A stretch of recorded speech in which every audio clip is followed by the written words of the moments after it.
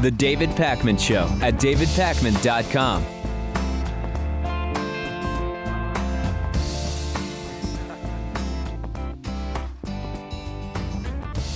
A war is brewing in Ukraine as Russian troops continue to enter the Crimean Peninsula, even with a Russian vessel, a Russian Navy vessel, boarding a Ukrainian one and issuing a decree that they should surrender. This is just incredible what is developing here in Ukraine, Lewis. Moscow has defended Parliament's approval of Vladimir Putin, the president's use of military force to, quote, protect its citizens in the Crimean Peninsula, which is this autonomous region of eastern Ukraine, which has much stronger loyalty to Russia than does Western Ukraine. And G8 partners are condemning this military activation. In Kiev, the Ukrainian Prime Minister, Arseniy Yatsenyuk, has accused Moscow of declaring war and is vowing that his West-leaning government is simply not going to give up the Crimean region. Ukraine has this pretty shaky new government, and they've mobilized the troops that they can.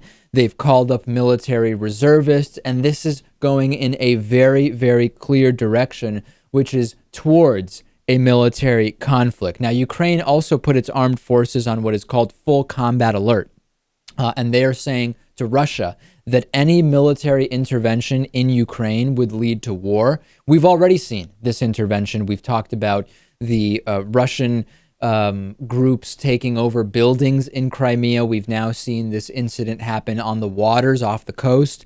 And there was a 3-hour meeting with security and defense chiefs, and acting President Alexander Turchinov said there is no justification at all for what he is characterizing as Russian aggression against his country. If you ever needed stronger evidence that you should align more with the European Union in spite of these right-wing nationalist elements that have slightly pervaded the European Union, right? In spite of that, there is no stronger evidence that your alignment should be with the EU over Russia than the fact that when a small power vacuum exists, Russia invades your country. Yeah, I think that's a pretty good summarization. It's a really bad situation for the Ukraine. And Lewis, again, remember, it's Ukraine, not the Ukraine. Lewis keeps taking heat for this in the email. The Ukraine refers to when it was part of the the USSR. We say Ukraine only, Ukraine. Oh, really? Okay. For Ukraine. Excuse me. Being an English speaker, it's just weird. Usually there is a the before something like that starts with a U. Well, right? What the Ukraine means is the borderlands or the border regions, when the Ukraine was literally the border regions of the USSR. But now it is a country. It is Ukraine. Right. Anyway, if it does come to a war, I think the only hope that Ukraine would have is if they have the backing of the entire European Union, because there's just no way they stand a chance against Russia at all. Well, speaking of backing, now we're getting into a little bit of a dicey scenario here with the U.S. President Obama saying that the Russian government will have costs if they create a military foray into Ukraine. And now former Senator and now Secretary of State John Kerry was on Meet the Press, and he said something which, well, let me play it for you. Okay, listen closely to what he says about acts of aggression and invading countries on trumped-up pretexts. Watch this. Russia is in violation of its obligations under the UN Charter, under the Helsinki Final Act. It's a violation of its obligations under the 1994 Budapest Agreement. You just don't, in the 21st century, behave in 19th century fashion by invading another country on completely trumped up pretext. So by 19th century fashion, maybe Secretary Kerry is referring to 21st century fashion 11 years ago in Iraq. There is no more recent example of invading a country on trumped up charges than the false pretenses carefully crafted and created by the Bush administration to get us into war in Iraq. Now, I don't believe for a second that John Kerry, even though he was speaking apparently without irony in his voice, I don't believe for a second he doesn't realize the absurdity of what he's saying. I think he knows what he is saying. I think he is playing the same game that Russia is playing, which is saying things they know aren't true. And I actually still think, in spite of the absurdity and the hypocrisy of what Secretary Kerry is saying, that he's probably one of the better diplomats the United States has to be involved in discussions. Of course, I'm glad he's the guy. But like you said, that is just the most hypocritical nonsense I've ever heard in my life. And it's embarrassing. And you know what? We should not be getting involved here at all. We should not. I don't want to call it. We say we should be isolationists in a situation like this. But you just I don't think know. in this particular case, there's why is the U.S. involved? I see no positive outcome here with us getting involved. Well, I think there are other countries in the European Union that may actually want some American involvement. Even Poland now saying, we need to put a stop to this right away because we fear, whether it's a rational or irrational fear, that is not for me to say right now.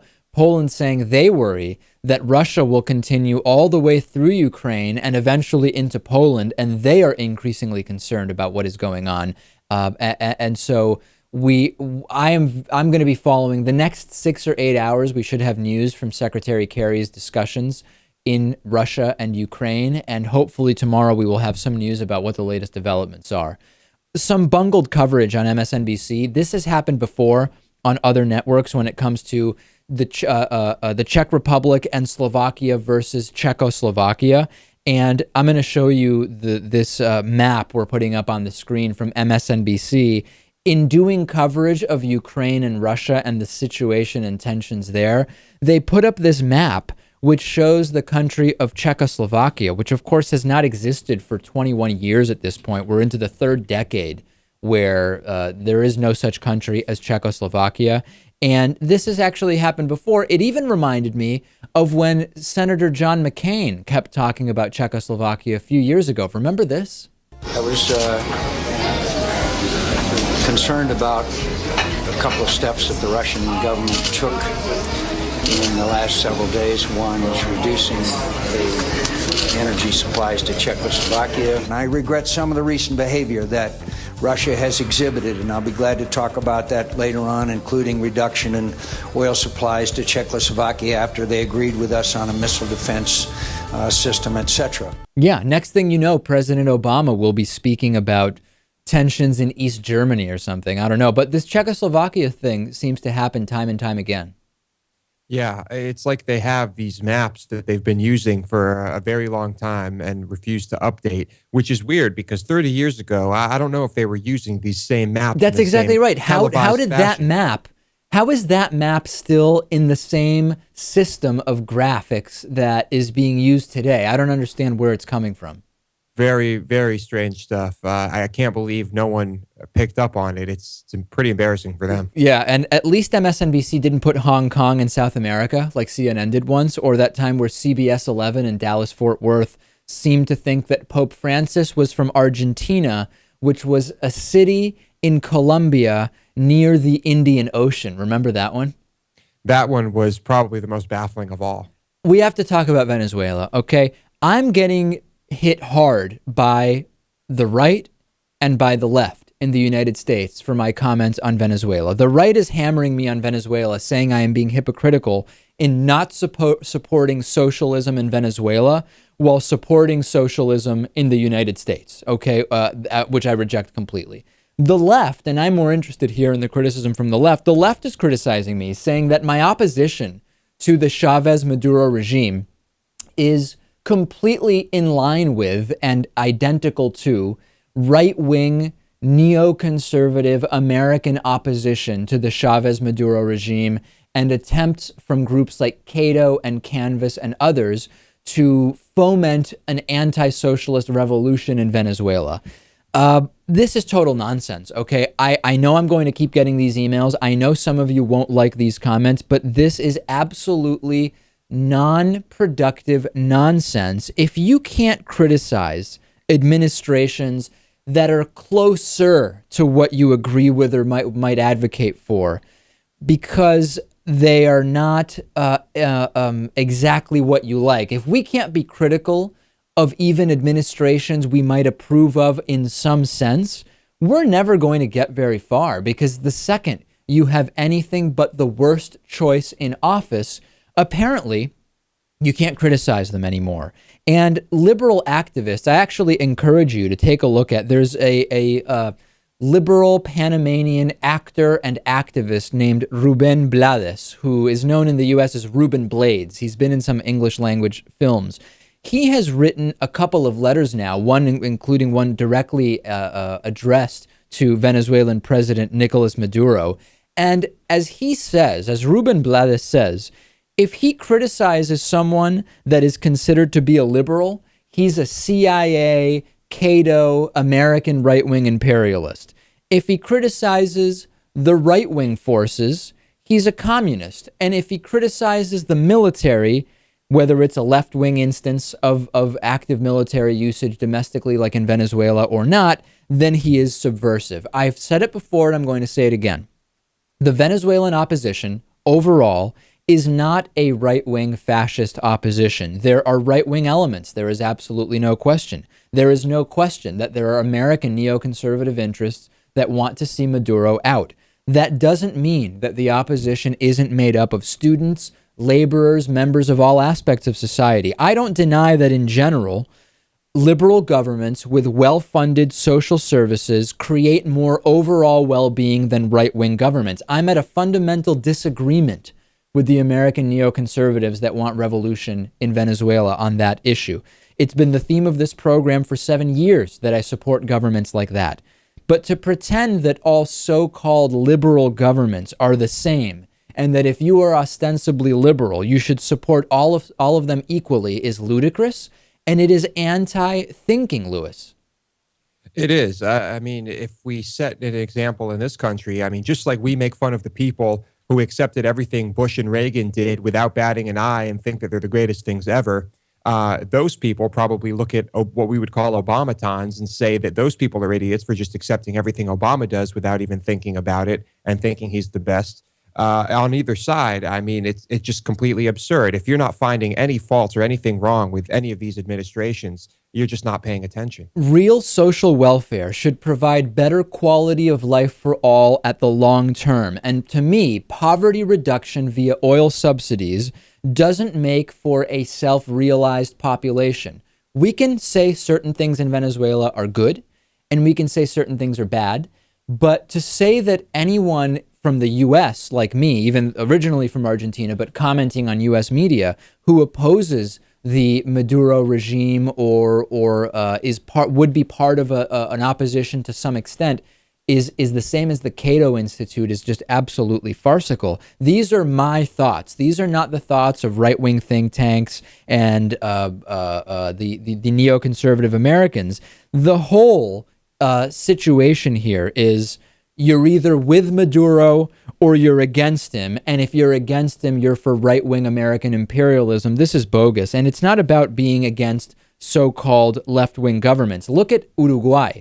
Uruguay is, like Venezuela, ostensibly on paper a capitalist country with strong social welfare programs and what the right likes to call socialism, although it really isn't. And it's a completely different situation. And why is that? It's because it is not a strongman government the way that the Chavez and Maduro regimes are. We have President Jose Mujica, one of the, I would say, one of the most progressive and forward-thinking leaders in the world right now in South America. We are huge advocates of what is going on there. And to say that we can't draw distinctions between Uruguay and Venezuela and still not be right-wingers is completely bogus. And I know I'll keep getting emails from liberals criticizing me. Yeah, you will. That's just the nature of what we do, I guess. Remember when I said I was concerned about this debate between Bill Nye, the science guy, and Creationist Museum President Ken Ham? And my concern was, it's great that we have debate on these issues, but my concerns are twofold. Number one, I don't like Ken Ham and his views, creationist views, on the same stage as someone like Bill Nye, who is rooted in science.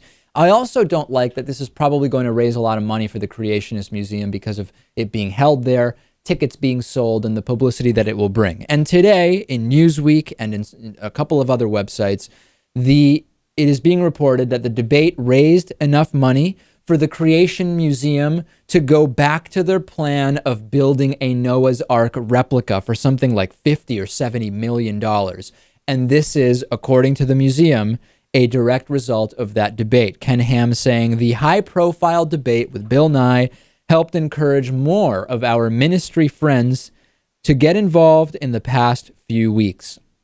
The Noah's Ark replica was in question, and now it is back because of this debate. Exactly what we were concerned would happen as a result of this debate happened. I kind of have the feeling that eventually this is a project that would have happened either way. Well, it's not clear. They were trying to issue these bonds, and the project was literally stalled. And even if it was going to happen in 8 or 10 years, why do we want Bill Nye to participate in something that speeds it up? Yeah, I agree. I do think it was a mistake. It's kind of like the false equivalency thing. I mean, one of these people has facts and information. The other is living in a fairy tale world. A better headline would actually be self-professed Christians spending $73 million on a fake ark instead of feeding the poor like Jesus would want them to. Yeah, they'll probably tell you that this will bring in so many tourism dollars that they'll be able to feed the entire world. But yeah, it is kind of disturbing. The David Pakman Show is now on iHeartRadio. This is very exciting. We have now invaded Clear Channel's iHeartRadio. They have absolutely no control over our program, and it is great to be on that platform. I know a lot of our viewers have been asking, when will you be on iHeartRadio? We are now on iHeartRadio. You can get the you can get the Android or iPhone app, and we are also on the iPhone and Android app called Stitcher Radio. We continue to be there. So get either of the apps and listen on the go. We will take a break. We'll be back. A lot to talk about today. We have news on Keystone XL and so much more. The David Pakman Show at davidpakman.com.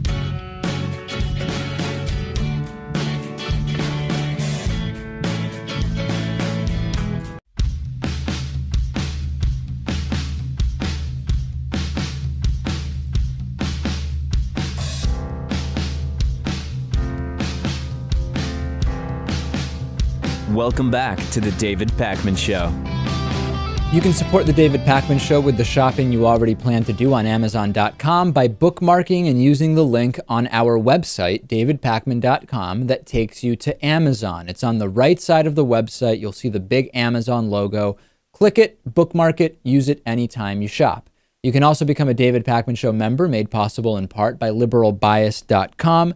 Some statistics do suggest the economy is improving in spite of having a Democratic president, but the statistics themselves obviously have a liberal bias. Find out more at liberalbias.com. Today's member of the day is Dane Cavers.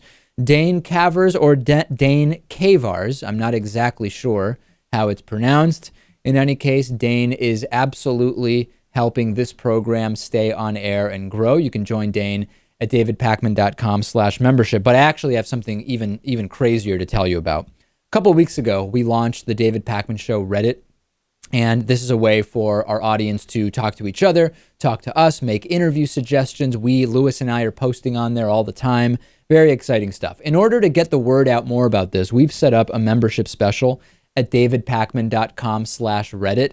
This is absolutely awesome. So first things first, if you go to davidpakman.com/Reddit and sign up for a 1-year membership, you will get a free David Pakman Show t-shirt. Very simple. We send the t-shirt out to you. It's made from 100% recycled materials. If you've been thinking of becoming a member, here's a time you can do it and get a free t-shirt. But here's the absolutely awesome thing. If you become a member before March 31st, or if you're already a member, this applies to all members regardless of when you signed up. On March 31st, we're having a giveaway where we'll be giving away a dozen different items relating to the David Pakman Show. And I'll tell you what the items are. This is so cool. Number one, my microphone and Lewis's microphone. You'll remember these were Indiegogo perks. A generous anonymous donor selected both of our microphones as the perk for their contribution and has redonated them back to us, saying, don't send them to me, keep them and use them again to create even more interest in the David Pakman Show. So we still have the 2 microphones to give away. We have a David Pakman Show vinyl banner, 3 feet by 4 feet. Lewis, this is the original vinyl banner that was in our old studio in Northampton, Massachusetts, then in the studio in Greenfield, Massachusetts, has traveled all over the country literally with us to different conferences where we've broadcast. This is a banner that has traveled the country with us. We are giving it away, and we just don't need it in the new studio. You can have it signed or unsigned, your choice. We have another generous donation from another David Pakman Show member, which is a beautiful illustrated edition of Thomas Paine's The Rights of Man. This is an illustrated edition from the 1970s from Easton Press. Amazing book, excellent thing for your coffee table or bookshelf. And then we have a bunch of one-off custom David Pakman Show related t-shirts. The David Pakman Show is part of TYT Network on YouTube.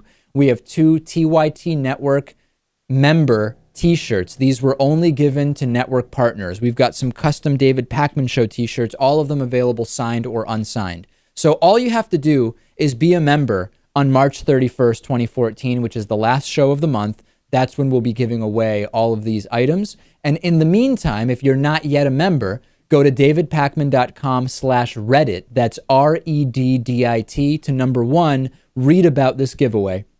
Number 2, to sign up and get a free t-shirt with your yearly membership. I emailed out about this last night, and already 4 people have taken advantage of the special. So a lot of interest, and there will be more information, davidpakman.com/Reddit. Here's another thing I want to let you know about. We had a handful of emails and voicemails come in over the last month saying, I don't know if it was an insult or a compliment, but that my voice puts people to sleep, and I should really be doing sleep meditation videos. So as a goof, we actually did one. This is just 30 seconds of it. It's a long thing. It's up on YouTube. We'll link to it. This is what it sounds like. Scan your body, beginning at the top of your head and moving downward. Turn your attention to your head. Observe, moving your attention downward to the level of your eyes, nose, chin, down to your shoulders, noticing each area, observing how your body feels. Keep scanning, gradually moving down your body. How does your upper body feel? Take note of any areas of tension. Okay, so seriously, if you're one of those people who said I should be doing this, check it out and give me feedback. Maybe this is a new thing, Lewis. It's the David Pakman Show and meditation videos. I think it's hilarious. It was actually a lot of fun to record it. It's pretty funny. It's also pretty creepy, though. I don't know, David. I think this could give some people nightmares. It could have the opposite effect. Okay, I don't really talk too much about the Oscars, but I did pay attention to the Oscars last night. And Matthew McConaughey won Best Actor for his role in Dallas Buyers Club, where he plays an individual blindsided by an HIV positive diagnosis and given 30 days to live, and then having all sorts of problems obtaining the medications that he needs. He went up there and he talked not about anything else, but he said that he really needs to thank God. Listen to what he had to say. Now, first off, I want to thank God, because that's who I look up to. He's graced my life with opportunities that I know are not of my hand or any other human hand. He has shown me that it's a scientific fact that gratitude reciprocates. In the words of the late Charlie Lawton, who said, when you got God, you got a friend, and that friend is you.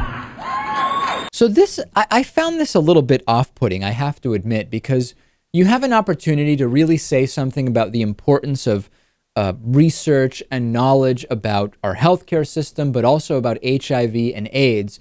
And instead, Matthew McConaughey says that he really needs to thank God for being up there, as if God chose Matthew McConaughey over Leonardo DiCaprio or Christian Bale. What did Leonardo DiCaprio or Christian Bale do wrong? And in most of the believers that I speak to, Lewis, who believe that there is some higher power, don't think that that higher power is involved in the minutia of who wins at an award show on one planet in one solar system in the universe. Most believers I know aren't that naive, and I found the whole thing relatively off-putting. Yeah, it's kind of strange. It changes my opinion of Matthew McConaughey, of course, who I really had no idea that he was, that devout, I guess. Yeah, definitely. I was not thrilled to see that. Also, really weird video from John Travolta. John Travolta, he already freaks me out with his whole Scientology thing, and I feel horrible about the fact that he lost a son, and it's unclear whether his Scientology beliefs played a role in the death of his son. And he went up there to introduce singer Idina Menzel, and he seemed to be really struggling reading from the teleprompter and referring to her as, it sounds to me, Adele Zazie. Listen to this.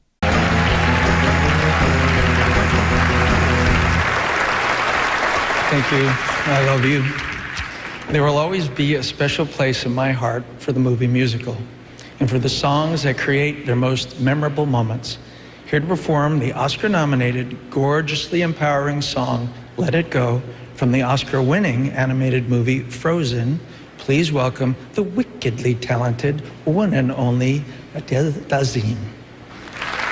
Clearly, he's a huge fan, like he makes himself out to be, completely perplexed by what her name is, but he just thinks she's wickedly good. He looks really flustered, and that's not the only point at which he messes up while reading off of the teleprompter. It could have been an error with what was typed on the teleprompter, but I don't know, very strange. So you're telling me maybe the teleprompter, instead of Idina Menzel, did say Adele Zazie?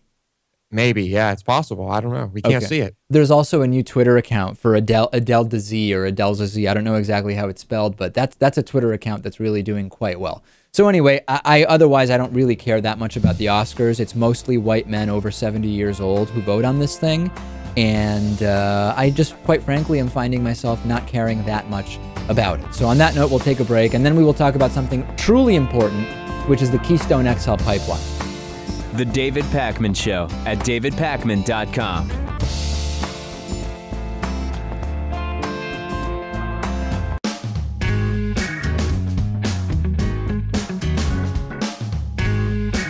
Welcome back to the David Pakman Show.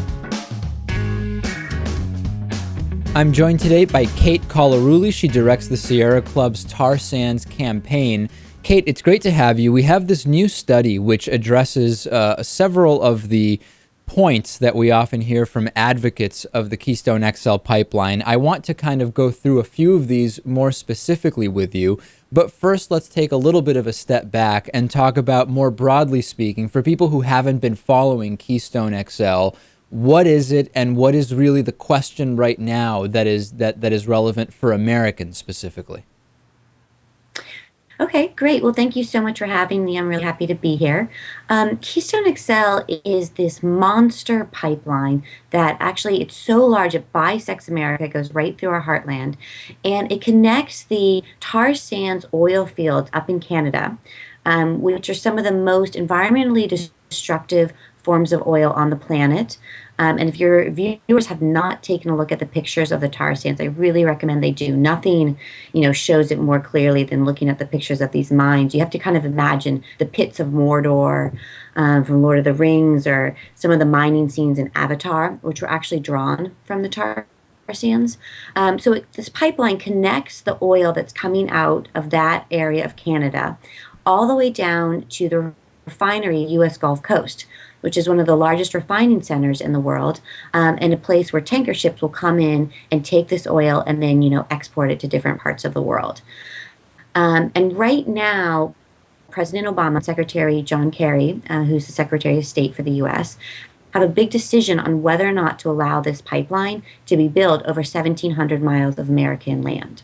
So I want to focus today a little bit more on some of the economic ideas that surround Keystone XL, because I like to think that you can have different opinions about whether you care or not about the environmental impact, right? But I like to say, let's assume there is absolutely no environmental impact for a second, which I don't believe to be true, and let's analyze the economic impact.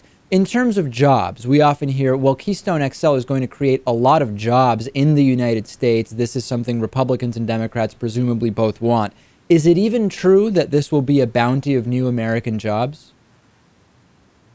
Well, according to the company that would be building the pipeline and the official documents that they've registered with the U.S. State Department, Keystone would result in somewhere between 35 and 50 permanent jobs. So, as President Obama has rightly said, this is not exactly a job. And while with all infrastructure, it does create jobs, a job is a job. And we are in a time in our country where we need to be focused on creating jobs. I think that for a project this size and the amount of money that's going to be financially invested, we would be better off investing that into, renewable energies, American like fuel efficient cars. There's a lot of different areas where we could invest that same amount of money and we would get more than 35 to 50 jobs. Yeah, okay, so 35 to 50 jobs. Now, how about when it comes to energy prices and independence? Would we have any significant change when it comes to what portion of our energy comes from other countries as a result of Keystone XL, and or would it reduce the price of oil within the United States? So this is one of these like hotly debated, very controversial topics right now. And part of that is because this pipeline wouldn't be built for many years and it wouldn't be operating for many more. And in that time, the economic markets can change. And so we're guessing a little bit. What we know is that Keystone would not impact gas prices in the U.S. overall because those are set internationally. But we do believe there's an economist that's come out with a study that points to the fact that it would increase gas prices in 13 Midwestern states. So there is some concern that it could have a negative economic impact on what the average American consumer pays on gas. When I think about proposals like this, I can't help but think about how short-sighted the broader thinking is, because when you take into consideration, as you said, how long it will take for this to be built and then for it to come online, even if there were some minor or even moderate positive economic impact at the point where it comes online, are we really so resigned to not develop alternative energy for we're really talking many years out here, right? That's the thing. If we move forward with this, in a way, aren't we saying we're choosing this over alternative energy development that would take around the same amount of time to come online and develop? Yeah, I mean, that's been the big environmentalist point that they keep putting forward to the president, is that we need to be making decisions today that are going to set up our country for a more sustainable, secure future. Particularly when you think about, the droughts that are happening out on the Southwest and in California, the crazy floods that we keep seeing, the fact that we're going to be moving into another one of these superstorm times of year. There's a lot of really negative impact that we're already facing from climate change. And the environmentalists are arguing if we are going to be making decisions to invest in the dirtiest forms of oil that's going to last, like 50 years, like a pipeline is a 50-year decision. Like, is that really the right decision we want to, the right legacy for the president to be leaving the next generation? I don't know if you saw, but yesterday there were several hundred youth that came in from all over the country from different college institutions that got arrested at the White House. That's right. So I wanted to ask you about this because this gets to my next thing, which is media coverage of this. And much like TPP, the Trans-Pacific Partnership, the protests and the debate around Keystone XL get very, very little corporate media coverage. And I would love for you to talk a little bit about why you think that is, whether it's, and like you said, in DC, protesters interrupting the flow of traffic, arrests, so many pictures on many different blogs, but barely a blip on corporate media. And I'm wondering why you think the story is mostly absent there. Well, I think that there's a lot of different factors that affect how our media coverage is handled these days. And I don't think it's too surprising that an issue that polls very well for oil corporations is not going to get huge coverage in, the financial institutions that are covering oil institutions and whatnot. So there's direct financial conflicts, I think is what you're getting at, where the same large media conglomerates that would be covering this are they have no financial interest in doing it because they are also tied in with so many of these large energy companies, whether it comes to lobbying together or simply advertising revenue, etc. Well, I can't speak directly to the media because it's not a situation I've looked into. What I do know is that Keystone, for the past several years, has been one of the largest lobbying expenditures from the oil industry in Washington, D.C. Right. And so when we look at the way politicians are making decisions on Keystone, yes, there is some very real concern that that lobbying dollars are, taking the decisions off course. All right, so 35 to 50 permanent jobs. Incredible. Kate Collarulli, she directs the Sierra Club's Tar Sands campaign. Thanks so much for joining us today, and really just an excellent paper, which we will link to also so people can look at the entire research. Thanks for being with us. Great, thanks for having me. The David Pakman Show at davidpakman.com.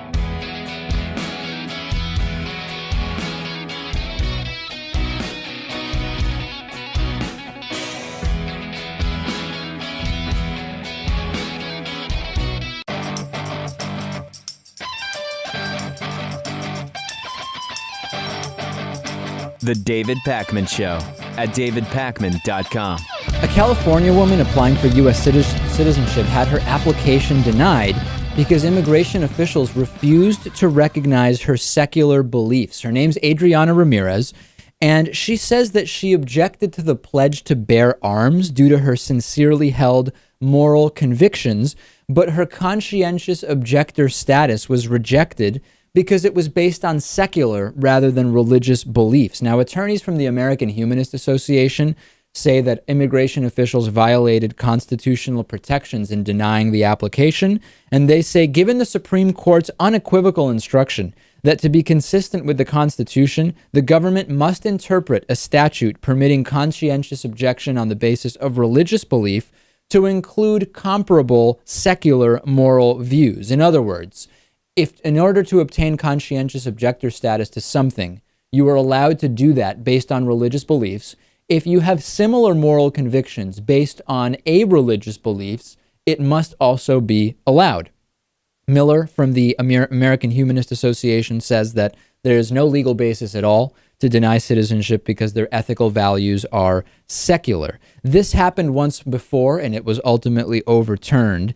And during the application process, applicants are allowed to express any objections that they may have to warfare, which is connected to this pledge to bear arms that you take when you become a naturalized citizen. It makes it an optional part. And apparently, this immigration official didn't like it that Adriana Ramirez said, no, I object to warfare, but it has nothing to do with religion. And this really made me think of the following question. If U.S.-born citizens who are citizens by birth rather than by naturalization were asked today to take the oath to unconditionally bear arms if called upon to do so, how many actually would? I think there are millions and millions of people in this country who, for non-religious beliefs, would say they are conscientious objectors to that. Right. I think most people who object to something like that do not do it because of religious beliefs. They probably do it just because they are nonviolent or don't believe in the cause or don't believe in shooting someone else, which is pretty common. I think ultimately this is going to be overturned and Adriana Ramirez will have no problem at all. I want to talk to you about Judson Phillips. He's the president of Tea Party Nation. He's really, really concerned about what's going to happen in Arizona now that Jan Brewer vetoed the bill, which would have, as they say, preserved religious freedom or in reality allow for anti-gay and other discrimination based on so-called sincerely held religious beliefs. He wrote a letter about this. If you look at the letter on his website, we're linking to it. You'll notice that the letter itself is written in really large, bold print, which seems to happen way more often among internet rantings of madmen and conspiracy theorists, but I've never figured out exactly why. In the letter, he says that specifically because of the law being vetoed by Jan Brewer in Arizona, you might see businesses mandated into making penis cakes. Penis cakes. He says, The left loves to come up with hypotheticals to scream that there must be compliance with their fascism. So how about a couple hypotheticals from our side? Should a devout baker be required to create a cake for a homosexual wedding that has a giant phallic symbol on it? Or should a baker be required to create pastries for a gay wedding in the shape of genitalia? Or should a photographer be required to photograph a gay wedding where the participants decide they want to be nude and engage in sexual behavior? Would they force a Jewish photographer to work a Ku Klux Klan or Nazi event? What about forcing a Muslim caterer to work a pork barbecue dinner? By the way, genitalia was misspelled in this incredibly well-written letter from the Tea Party Nation president. So this is, of course, completely absurd. When it comes to penis cakes, which really seems to be something he's all worked up about, any baker, without having to connect it to homosexuality or religion or anything, can say, we do penis cakes or we don't do penis cakes because they're explicit in nature, right? You don't really need this law. It has nothing to do whether it's a penis cake for a gay wedding or a straight wedding. So that's completely absurd. I'm also wondering if anti-gay bakers are regularly flooded with requests for penis cakes, that they would even need to issue this kind of decree. That's a little weird. When it comes to the photographer being forced to shoot nude people engaged in sexual behavior, the same thing applies. A photographer who doesn't shoot nudes or doesn't shoot sexual activity doesn't have to do it. It has nothing to do with whether they are gay or straight. And again, it shows the absurdity of this. And then lastly, when it comes to the Jews who are forced to photograph Nazi events, this is just completely ridiculous, right? I mean, all people who aren't Nazis should be refusing to shoot Nazi events. It has nothing to do with a religious belief. I didn't think it was just limited to Jews who don't like Nazis. Maybe the Tea Party Nation president has no problem with Nazis because he says, hey, because of the Jewish religious beliefs, you wouldn't want to shoot a Nazi event. And anyway, it's ridiculous because political beliefs are not protected under the law, where sexual orientation increasingly is. So point by point, one of the most ridiculous letters we've read from the Tea Party. Yeah, and I love how his mind just immediately goes to penis cakes and what sounds like giant gay orgies at a wedding, which I've never heard of happening, but that's immediately where his mind goes. Yeah, it's the first thing he thought of. It's really telling. Let's go to your voicemails. 219-2-DAVID-P is our voicemail number. Call it any time of day. Here's a voicemail. Hey, guys. Love the show. I just sent you an email, but I wanted to follow up with a phone call and mention that Paul Cameron tonight, well, I saw it tonight. I don't know when it aired, but anyway, he's claiming that gay men are having sex with children under 16 or whatever, but they never mention the age of the quote-unquote perpetrator when they had that sex with someone underage. No question about it. And Paul Cameron cited a bunch of debunked nonsense, and we've engaged him with it in the past, and I wanted to focus on other things, but you're completely right. How many of these men who say they engaged in sexual activity with someone under 16 years old were under 16 years old themselves when they did it? That's certainly not a statistic that Paul Cameron wants to talk to us about. Here's one more voicemail that was left for us. Hey, David. I love your show. I thought something interesting happened to me. Last night I was eating some grapefruit, and my face went numb, and I got really high. My brain went all fuzzy. Yeah. It was kind of a really cool experience. Everybody thought I was smoking weed. Right. I looked it up, and it was an interaction with my medicine probably. The enzymes in it make the medicine release almost instantly. So I got the full dose in about 20 minutes, and that's why I got high. Yeah, this is the first time I've ever heard of people getting high off of grapefruit, Lewis, but it sounds incredible. It does. I know that there are things in grapefruit that can be harmful when mixed with numerous medications. Right. Yeah, so you got to watch out for that. Grapefruit, who knew? Yeah, that's true. But between my bout with butternut squash dermatitis last month and now grapefruit highs, you got to be careful, Lewis. Definitely got to be careful. On today's bonus show, I will talk to you. Something really weird happened when I was out at a restaurant over the weekend. I will talk to you about that. We'll talk about a new gold rush in California and some voicemails from our members. DavidPakman.com/membership to sign up today.